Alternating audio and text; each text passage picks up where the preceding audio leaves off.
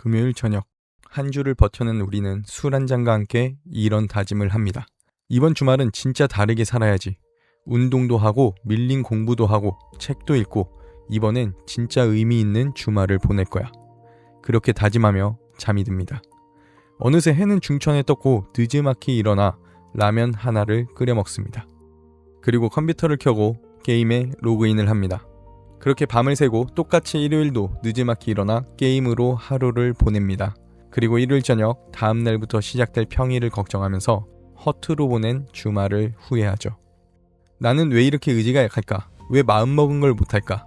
진짜 문제는 여러분의 의지가 아닐지도 모릅니다. 우리는 흔히 인생을 바꾸는 사람들은 엄청난 정신력과 오래 일할 수 있는 독한 의지를 가졌다고 생각합니다.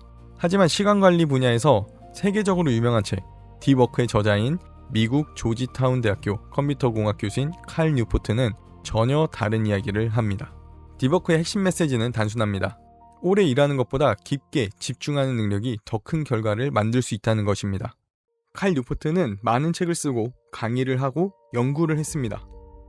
어떻게 그는 우리와 같은 24시간을 살면서도 이렇게 많은 성과를 냈을까요? 그가 남다른 결과를 만들어낼 수 있었던 이유는 산만함을 철저히 관리하는 시스템이 있었기 때문입니다. 칼 뉴포트는 하루를 타임 블로킹 방식으로 관리했습니다. 쉽게 말하면 남는 시간에 공부하는 게 아니라 공부할 시간을 먼저 예약을 하는 거예요. 예를 들어 오후 2시부터 4시까지 이 시간은 내 미래를 위한 자기개발 시간, 특정한 공부나 연구와 같은 것이 될 수 있겠죠. 오후 7시부터 9시까지 이 시간은 내 성장 시간, 유튜브 제작이라든가 독서, 운동 같은 것이 될 수가 있겠죠. 내가 주말 동안 이것저것 하다가 남는 시간에 이제 공부 좀 해볼까? 하는 것보다 이렇게 미리 할 일을 위한 시간을 예약하고 움직였을 때 더 좋은 결과를 가져올 수 있다는 것입니다. 금요일 저녁 술 한잔 저도 좋아합니다. 평일 동안 열심히 일한 거에 대한 보상도 필요합니다. 다만 내일은 이거저거 해야지 라고 생각만 하는 것이 아니라 미리 그 할 일을 몇 시에 할지 정해두고 알람을 한번 맞춰보세요. 알람을 맞추고 그 시간에 실행에 옮겼다면 내가 정해진 그 시간 동안 최대한의 집중력을 발휘할 수 있는 방법도 칼 뉴포트는 말했습니다. 그 방법은 누구나 알고 있지만 우리가 행동으로 옮기지 못했던 부분이기도 합니다. 바로 그 시간 동안에는 방해 요소들을 완벽하게 차단하는 것이에요. 핸드폰도 없고 알람도 없고 오직 내가 목표한 하나에만 온전히 집중하는 시간을 만드는 것입니다. 그는 이것을 딥워크라고 불렀습니다. 방해가 없는 상태에서 자신의 능력을 끝까지 끌어올리는 집중이죠. 우리는 지금 무언가에 온전히 집중하기 어려운 시대를 살고 있잖아요. 핸드폰 진동은 계속해서 울리고 알고리즘은 알아서 내가 좋아하는 영상들을 추천해주죠. 그런데 만약 우리가 시간을 미리 정해놓고 알람을 맞춰놨다면 어떨까요? 핸드폰을 보는 와중에도 컴퓨터 게임을 하는 와중에도 내가 맞춰둔 알람이 실행으로 이어질 수 있도록 도와줄 수가 있습니다. 여러분의 주말이 매번 똑같이 무의미하게 흘러간다면 한번 시도해봐도 좋을 것 같아요. 금요일 자기 전에 핸드폰을 잠깐 내려두고 내일 목표한 것을 직접 하고 있는 그런 상상을 하며 하루를 마무리해보는 거예요. 내가 그 상황으로 가 있는 상상은 정말 많은 도움이 될 수가 있습니다. 실제로 올림픽 최다 메달리스트 수영 선수인 마이클 펠프스는 자기 전, 기상 직후 완벽한 경기 장면을 매일 머릿속으로 그렸다고 합니다. 수영을 하다가 나타날 수 있는 예상치 못한 변수들까지 어떻게 대처할지 상상 훈련을 통해 관리했죠. 토요일 오전은 편하게 쉬어도 좋아요. 늦잠 자도 괜찮습니다. 한 주 동안 버텨낸 여러분은 충분한 보상과 휴식이 필요합니다. 토요일에서 중요한 건 오후부터예요. 나에게 제일 심심한 오후 2시부터 5시까지 이 시간만큼은 게임이 아니라 내 미래를 위한 시간으로 운동, 독서, 공부를 계획해 알람을 맞춰두는 겁니다. 오로지 하나에만 집중하는 시간이에요. 핸드폰은 무음으로 안 보이는 곳에 두세요. 다른 방해 요소들은 모두 치우는 겁니다. 딥워크의 핵심은 오래 하는 게 아니라 내가 정한 시간 동안 깊게 하는 겁니다. 저도 여러분께 조금이라도 더 좋은 정보를 드리기 위해서 더 나은 영상을 만들기 위해서 항상 핸드폰은 옆방에 두고 만들고 있습니다. 알람을 맞추고 계획을 실행한 것만으로도 여러분은 미래에 원하는 모습에 한 발짝 다가선 사람입니다. 정해진 시간 동안 계획한 것을 해냈다면 게임을 해도 됩니다. 유튜브를 봐도 돼요. 그 이후부턴 즐겁게 주말을 보내도 좋습니다. 남는 시간에 쉬는 것과 할 걸 다 하고 쉬는 것은 인생의 방향을 완전히 바꿀 수 있는 차이가 될 수 있습니다. 여러분, 시간은 공평하다고 말하잖아요. 하지만 그 시간 활용에 대한 결과는 공평하지가 않습니다. 모두 같은 24시간을 받았어요.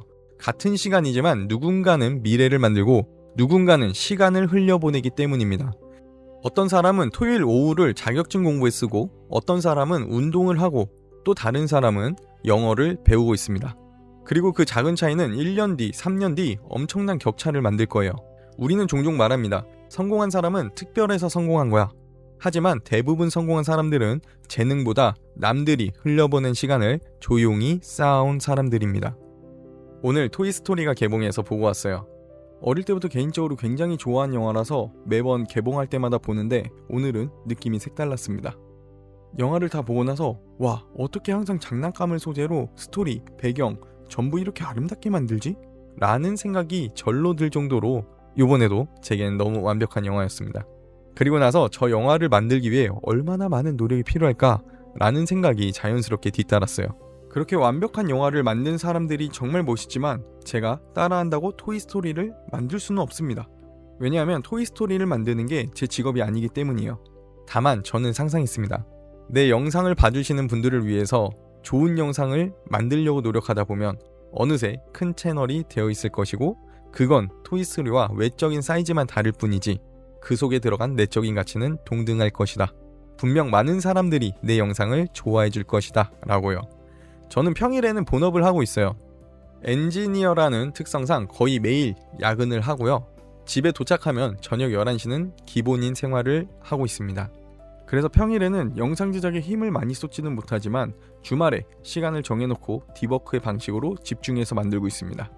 성장 채널을 하는 만큼 할 수 있다는 것을 이렇게 직접 보여드리는 게 제 영상을 봐주시는 분들과 저도 함께 성장할 수 있다는 증명이라고 생각을 해요. 노력이라는 단어는 원래 힘들다는 전제에서 나온 말입니다. 그러니까 힘든 게 정상이에요. 귀찮은 게 정상입니다. 힘들면 하고 싶지 않은 게 정상이에요. 하지만 그걸 넘어서 조금씩 앞으로 가는 사람들이 결국 달라진다고 생각합니다. 이번 주말 완벽하지 않아도 괜찮아요. 대신 단 몇 시간이라도 나를 위해 한번 써보세요. 여러분의 인생을 바꾸는 건 엄청난 결심이 아닐지도 모릅니다. 어쩌면 이번 주말 알람을 맞춰둔 그 3시간이 인생의 방향을 바꾸는 시작이 될 수 있다는 것이죠. 우리는 결국 달라집니다. 상상으로 시작해 이상까지 걸어가는 사람들의 이야기였습니다. 상상, 이상.